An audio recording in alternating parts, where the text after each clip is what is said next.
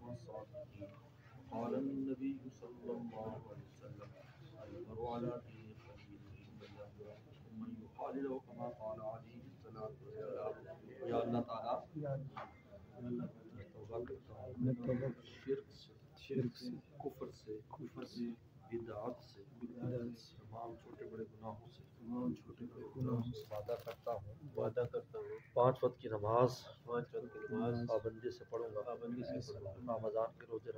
رمضان کے روزے رکھوں گا فرض حج کروں گا زکوٰۃ دوں گا میں داخل ہوتا ہوں سلسلہ چشتیہ میں قادریہ میں نقش بندیہ میں سہر وردیہ میں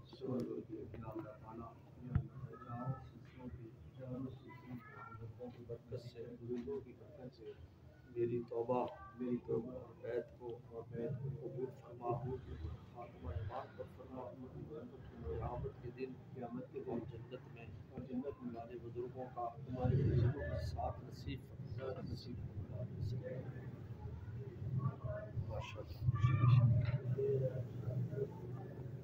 بیت کا فائدہ 3 کاموں سے ظاہر ہوتا ہے.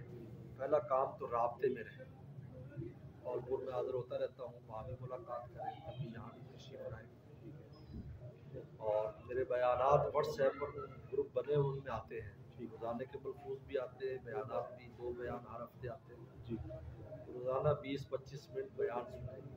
بیان سننا ہے مقام صحبت کے. اور دوسرا ذکر کی پابندی کریں.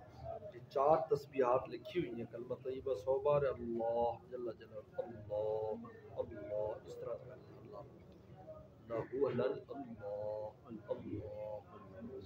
استغفار و دروشی یہ کم از کم ہے.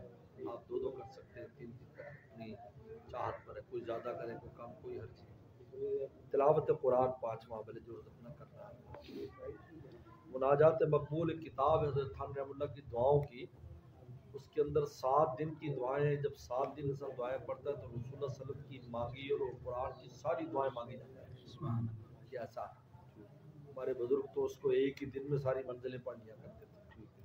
بہرحال مناجات مقبول اس کی بہت تاکید بزرگ فرماتے ہیں، اس لیے کہ بندگی گداگری کا نام ہے، اور گداگری کے لیے وہ الفاظ جو اللہ رسول نے دیے ان سے اچھے کوئی الفاظ.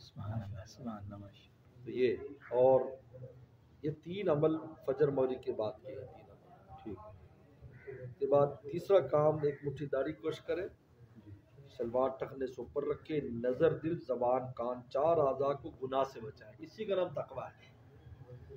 تمام مراتب جو ملتے ہیں ایمان کے بعد تقوی بھی ملتے ہیں، تمام مراتب. اس لیے اللہ نے جہاں ذکر کیا ہے تو تقویٰ آج زمانے میں 4 چیزیں حفاظت، آنکھ کی حفاظت کریں، دل کی، زبان کی، کان کی. ہمارے مرشد فرماتے تھے شاہ کی مختصر رحمۃ اللہ علیہ کہ صبح ہی سے نیت کر لو کہ ان سے گناہ نہیں ہونے دیں گے، تو پھر انسان پیرا ہو جاتا ہے.